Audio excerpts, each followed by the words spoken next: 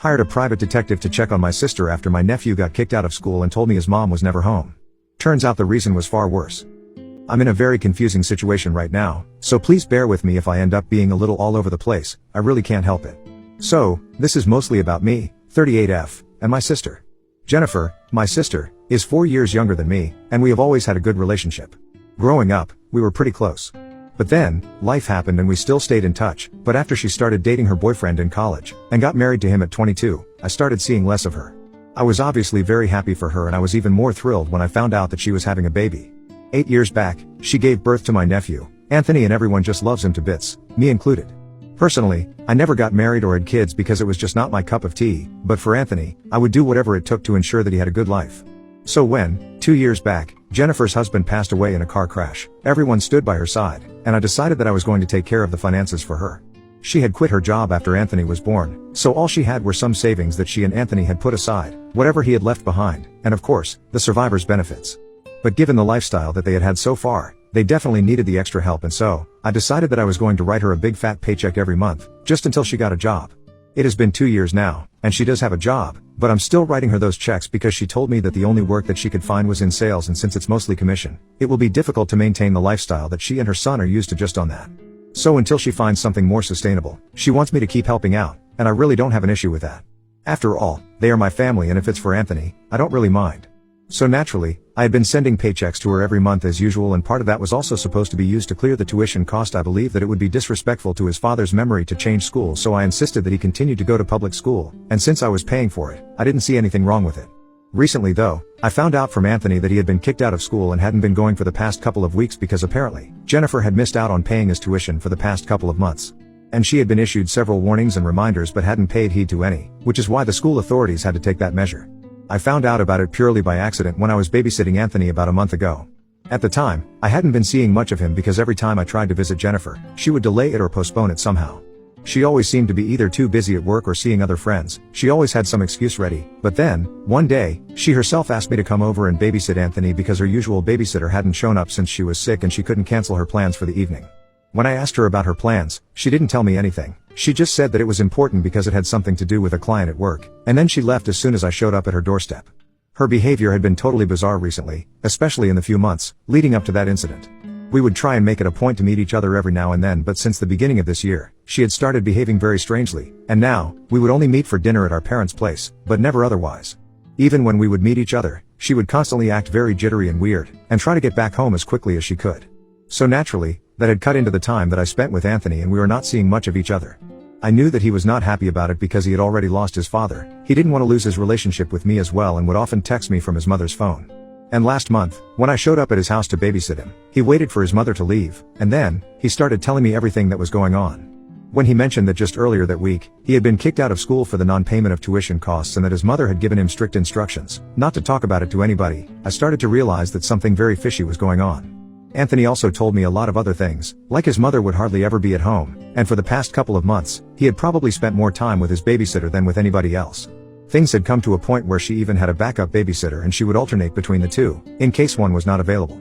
But the one thing that she wouldn't do was cancel her plans, and more often than not, Anthony wouldn't even see her for more than a day because she would come back after his bedtime, and she would leave before he woke up the next day. I was shocked that all this was happening, and the more that Anthony talked about his mother, the more I realized that something was very off about the whole situation. The reason I hadn't found out about any of this was because every time Anthony would meet me, Jennifer would be right there with him, and his mom had told him not to speak to me about any of this. She had actually even intimidated him, and he had been scared to talk to me about any of this before. But then, he got kicked out of school, and he felt like he had to talk to me about it because he was very upset about it, since he didn't want to let go of his friends and his teachers. He told me that he didn't even get the chance to say goodbye, because one day, while he was preparing to go to school, his mother told him that there was no need to do so anymore because he had been kicked out, and he was switching to public school. First off, it was strange enough that she had decided to tell her 8-year-old son that he had been kicked out of school because she hadn't cleared his tuition payments. And that, along with the rest of the things that Anthony had told me, led me to believe that there was something wrong with Jennifer. Of course, on top of that, there was also the fact that I had been writing her pretty significant paychecks for almost 2 years now, and she was also making good money on her own. So it didn't make sense for her not to pay her son's tuition for private school for so long that he ended up getting kicked out. I was very uncomfortable and annoyed after I got to know all this from Anthony, and of course, I promised him that I was going to fix everything because I could see that he was really unhappy that day itself. I couldn't exactly do anything, and neither did I speak to Jennifer about whatever Anthony had told me when she came back home because, given the situation, I realized that it would be probably for the best if I dealt with it on my own without her knowledge. Since she had given Anthony strict instructions not to speak to me about any of this, I didn't want the poor kid to get into trouble, and that would inevitably happen if I confronted her about what I had heard. Instead, and you can judge me if you want, but I think it was necessary for me to do that, I decided to speak to a private detective and find out about all her comings and goings. Like I had said, I had found her entire behavior very fishy, and after speaking to Anthony, I was sure that she was up to no good. All that I needed was something to prove it. And within a couple of days, I found out exactly what was going on. Unfortunately, it was not the kind of thing that you want to find out about your sister, especially when your sister happens to have an 8-year-old son. By speaking to the detective, we had figured out that she was definitely not going to her workplace anymore and had presumably quit her job. Instead, she would spend all her mornings at some motel and would come out in the evening. After that, she would go home for a couple of hours, usually just 2 or 3 hours, and then she would leave again, so she could go to a club at night. The strange thing was, she wouldn't drink or anything at the club, and I can vouch for that because even when she came back home the night I had been babysitting, it was very obvious that she was still sober and was completely in her senses. It was all just really bizarre, and it took us a couple of more days to figure out who she was meeting. As it turns out, the same guy would leave the motel and the club exactly half an hour after she would leave, and it took the detective a while to pick up on that pattern. But when he did, he clicked some photos of him, got his name from the motel folks somehow, and we ran a background check. And unfortunately, as it turns out, that guy is a drug dealer. A hardcore one, at that, because from what I know, he has already been arrested twice before in the span of the past 5 years and is currently out on bail. There were some minor news clippings of him online, so it wasn't hard to find out about him. Of course, that means that he's not exactly a desirable person to be around, and it freaked me out that she had been hanging out with him so much, to the point where she was spending her entire day with him almost. I was also pretty sure that she was spending all the money on him, which is why she was running short and couldn't cover Anthony's tuition for the past few months. As soon as I found out about all of this, I decided that I was going to report her to CPS because even though she would come back home sober, there was no telling if that would still be the case in the next couple of months. And I didn't want to take that risk, especially for Anthony's sake, so I did what I had to, but things have taken a turn for the worse with my family after I reported her. Because CPS believed that it would be better for Anthony to be placed in my custody, not as an emergency measure obviously, but after around 2 weeks of me reporting her. Those 2 weeks after I reported her to CPS, I was not allowed to see Anthony at all because she obviously did not want me visiting, but then eventually, after preliminary investigations, it was decided that Anthony had better stay with me for a while. And Jennifer can have supervised visits, but as of now, she is being investigated. Even though the custody arrangement is temporary, and Jennifer still has a chance to regain custody if she just adjusts her lifestyle accordingly and of course, stops hanging out with criminals. For some reason, my parents are blaming me for all of this. A couple of weeks ago, they literally called me up and started yelling at me, calling me heartless and saying that I was a pathetic human being for what I had done.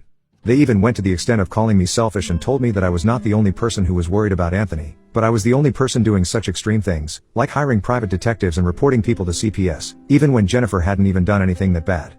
I disagreed with them there. I told them that what Jennifer had clearly been bad enough for CPS to consider removing Anthony from her custody, and I was not going to be made to feel guilty about reporting her. Besides, she had not only neglected him emotionally, she had also been financially irresponsible, and Anthony himself had complained about everything to me, so that obviously meant that he was not happy with this situation. And then, my parents started playing the victim card on Jennifer's behalf and started to talk about how she had been suffering mentally ever since she lost her husband, and the least I could have done for her was cut her some slack because it hasn't been a long time since she lost the love of her life, and of course, she's bound to make a few bad decisions, but that doesn't make her a bad mother. They told me that I should have spoken to her before reporting her, at the very least. And I should have personally tried to get her to stop if I felt that she was doing something wrong, but instead, went straight to the authorities and tattled about her. They believed that what I had done was pathetic and were constantly making me out to be the villain, and I felt terrible about it.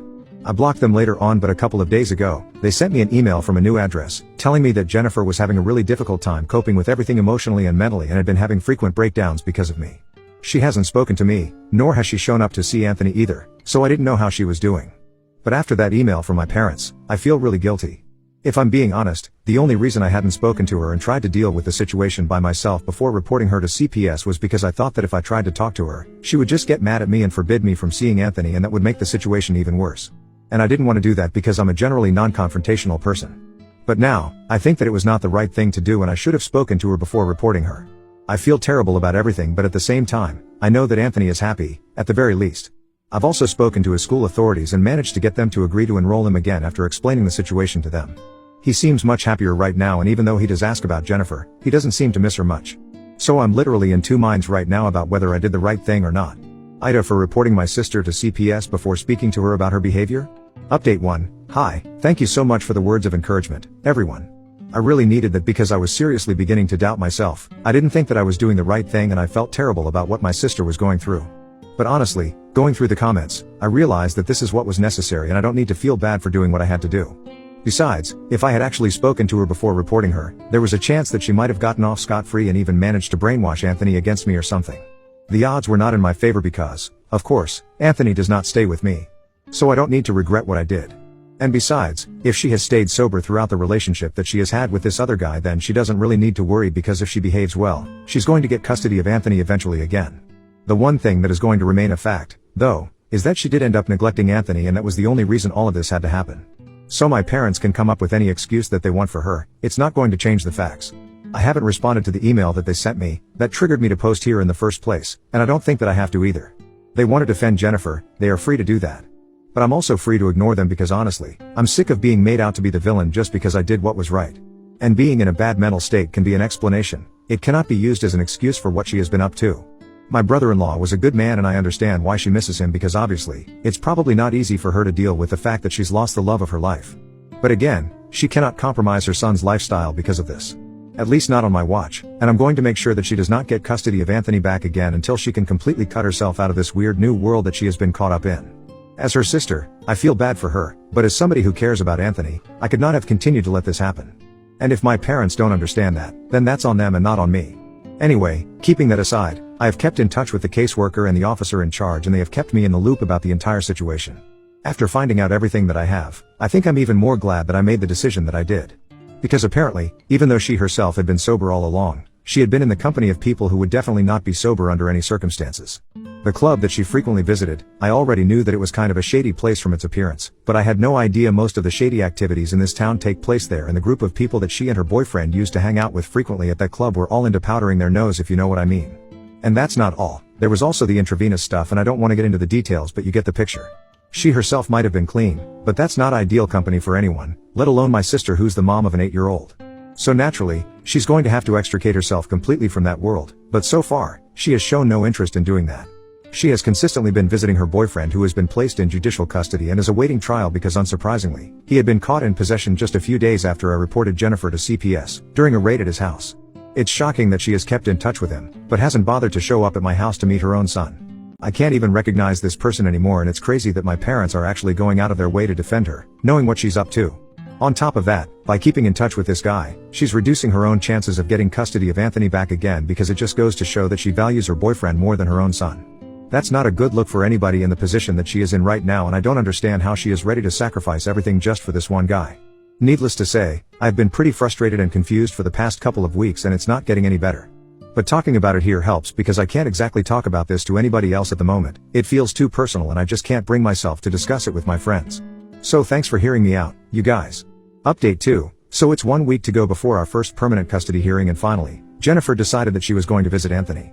Honestly, at this point, it doesn't seem like it's going to help because almost a month ago, Anthony had been removed from her custody, and since then, she had spent most of her time visiting her boyfriend in prison but couldn't find time to spare for her own son. By now, even I had given up any expectations that I had had from her in the beginning, that she might turn out to be a good person eventually but it's very obvious that Jennifer whom I used to know and love is far gone. Anyway, she showed up yesterday in the evening and since it was supposed to be a supervised visit, I was there. Just for good measure, I decided to ask our CPS caseworker to be present there as well so she could be there to watch Jennifer interact with Anthony or when he was leaving. She didn't even look at us and I'm glad that she didn't because I wouldn't have known what to say to her if she did. I don't even think we have anything left to say to each other anymore, but I'm glad that she did get some time with Anthony before the trial begins and everything gets even uglier. Update 3. Hey, everyone. I haven't been able to post lately because I've been very busy with work and the trial and stuff. My last update was about 2 months back and we are still attending hearings and stuff since my sister is desperate to keep Anthony with her but most people don't think that it's a very good idea. And given how complex the case is right now, even the court is taking its own sweet time to come to a conclusion. But hopefully, in the next few weeks, we'll be able to figure out a solution that works for everyone. So far, Jennifer and her lawyer have done everything in their power to prove that she's not a bad parent, and the CPS caseworker and officer, and even I have done everything in our power to prove that she might not be a bad parent in the most real sense of that word but she's definitely not a competent parent right now. In my opinion, honestly, being a bad or good parent doesn't really matter right now because what Anthony needs is a competent parent. He does not need somebody who is absent from his life for the most part like she had been for the past few months. And he definitely doesn't need somebody who has been so financially irresponsible that she has blown all her savings, all her money on her boyfriend, and didn't even think about her son before doing any of that. She's been buying him expensive gifts, she's been paying for everything that he wants, and has even been covering his rent, groceries, and stuff. That, plus her own lifestyle, you do the math. It's not surprising that she didn't have enough money left to cover her son's tuition costs anymore, and as far as I'm concerned, I don't think it was a priority for her either. Apart from that, we don't exactly have any proof that she had been involved in the same kind of activities that her boyfriend and his group of friends have been accused of, if you know what I mean. But on the contrary, we don't have any proof that she hadn't been involved in those things either. So that's kind of a great area right now, and since it's been a while that she has visited that club, it's pointless to have any blood tests conducted because she's obviously going to be clean. Thankfully, though, the motel staff have confirmed that they were regulars at that place for quite a few months, and every time that they would leave several empty packs of cigarettes and at least 2 to 3 empty bottles of wine behind. And from the brands, it was obvious that these things were not your typical easy to get stuff. They were expensive and good. That's definitely not a good sign, especially when your son's tuition payments haven't been cleared. In spite of all of this, she has been doing her best to get custody and dragging everything out. But she hasn't stopped seeing her boyfriend, who is also under trial right now. It's just sad because she's screwing everything up for herself, and the most that she can do right now is delay the inevitable, but she can't avoid it. Personally, I just want this to end because it's turned into a bit of a nightmare. Since Jennifer and I had a really good relationship before all of this started, and I can't stand to see her do this to herself. I don't take any joy in watching her downfall or whatever. I just want this to be wrapped up quickly so I can try and give Anthony a normal life somehow, because that's what this has been since the beginning. So that's all that I'm hoping for right now. Update 4. Hi. So a couple of days ago, we finally had our last hearing, and in spite of all her attempts, Anthony was placed in my permanent custody, and she totally lost it as soon as that verdict was announced. She started screaming at me publicly, accusing me of stealing her son from her on purpose just because I couldn't have kids of my own and I didn't have a family or a husband.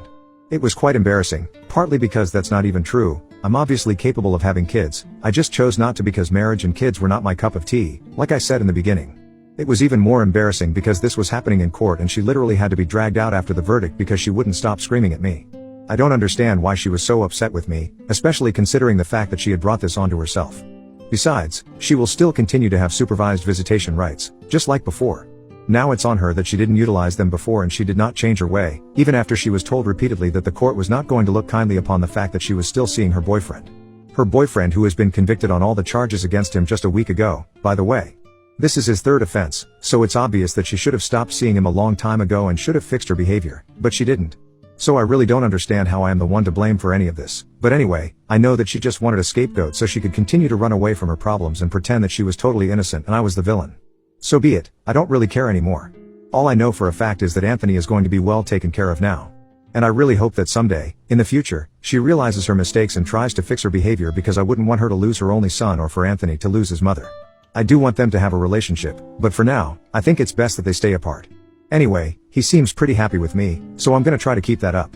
I'm probably not going to be posting here as often anymore because I'm going to try and strike the right balance between raising Anthony and the life that I've been used to so far. It's going to be different, but again, I have to do what I have to do. I love the kid, and I hope I can do right by him.